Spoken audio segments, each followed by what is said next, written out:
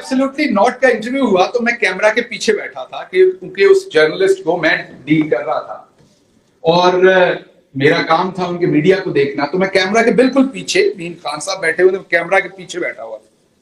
तो जब उसने सवाल किया तो मेरे दिमाग में था कि आप खान साहब ये जवाब देंगे कि अभी अमेरिका ने मांगे नहीं है, जब मांगेंगे तो देखेंगे।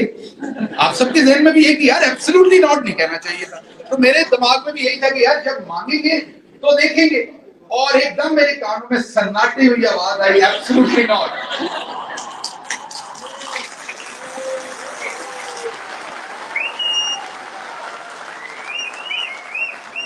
और मैंने कहा, मैंने दिल में उसी टाइम कहा मारे गए।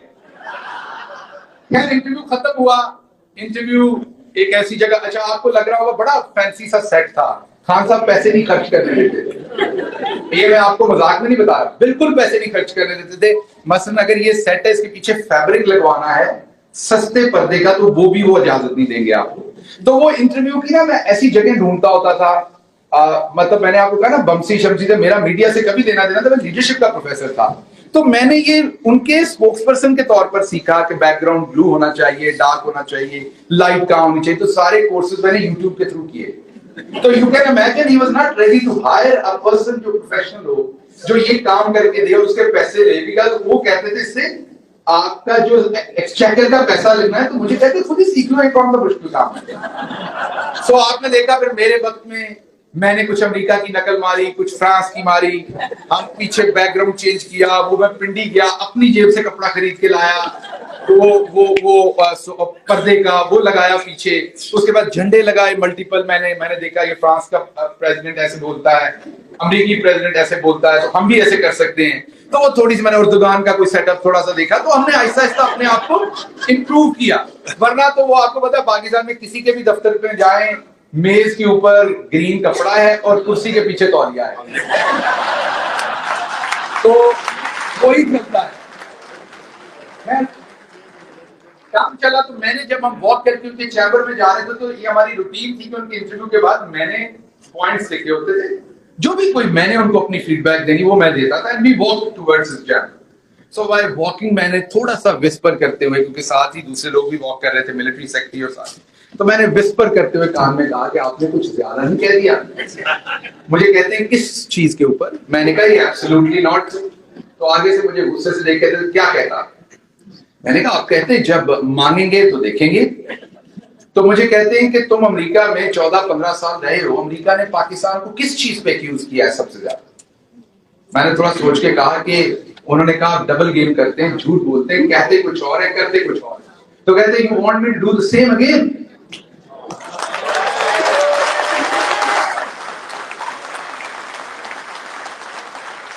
तो उन्होंने कहा कि मैं अमेरिका से दोस्ती चाहता हूं, लेकिन मैं उन्हें बताना चाहता हूं कि अफगानिस्तान पे हमले में हम पार्टनर नहीं बनना चाहते। हमारे लिए मसला होता है 80,000 लोग हम पहले शहीद करा बैठे हैं, हमारी यहां पर बहुत प्रॉब्लम हो जाती है। सो ये सवाल तुम्हें लगता है कि ऐसे ही पूछ दिया गया है? इसके पीछे बैकग्राउंड है, और अगर आज मैं इसका गोल जवाब दूंगा तो फिर अगली दफा फॉर्मल शायद रिक्वायरमेंट भी आ जाए, और फिर जब मैं कहूंगा हाँ दे देंगे और फिर हम नहीं देंगे, तो अमेरिका एक्यूज करेगा डबल रोल का। और या मैं दे दूंगा और अपनी कौम से झूठ बोलूंगा, तो ये एक रास्ता खुल जाएगा झूठ बोलने का। तो मैंने किसी एरोगेंस में एब्सोल्युटली नॉट नहीं कहा, मैंने अपनी मजबूरी में एब्सोल्युटली नॉट कहा।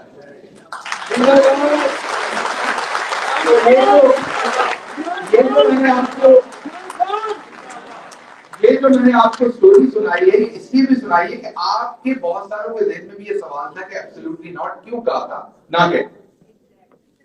अगली बात मैं आपके सामने रखता हूं कि हमारा जो इस टाइम प्रॉब्लम है, वो मैंने आपको कहा कि सबसे बड़ा था कि हमने सियासत से लोगों को बाहर कर दिया।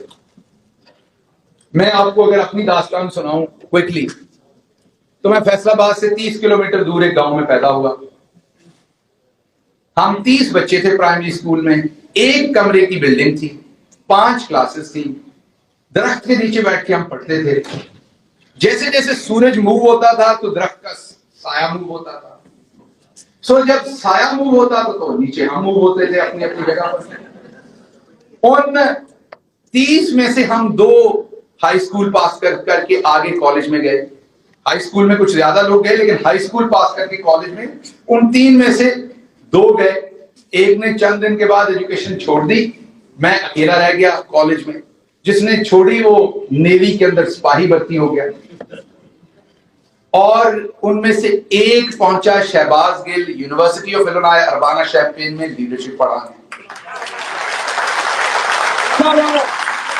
तो मुझे अर्बाना शैम्पेन में भी फेल नहीं होना था, मुझे वापस जाके राणा सनाउल्लाह के आगे भी फेल नहीं होना था, मुझे जेल के अंदर बदतरीन तशद्दुद के अंदर इमरान खान के खिलाफ स्टेटमेंट इसलिए नहीं देनी थी कि इमरान खान मेरा रिश्तेदार है, इसलिए नहीं देनी थी कि वो 30 में 30 फेल हो जाते, क्योंकि उनमें से मैं एक निकला था।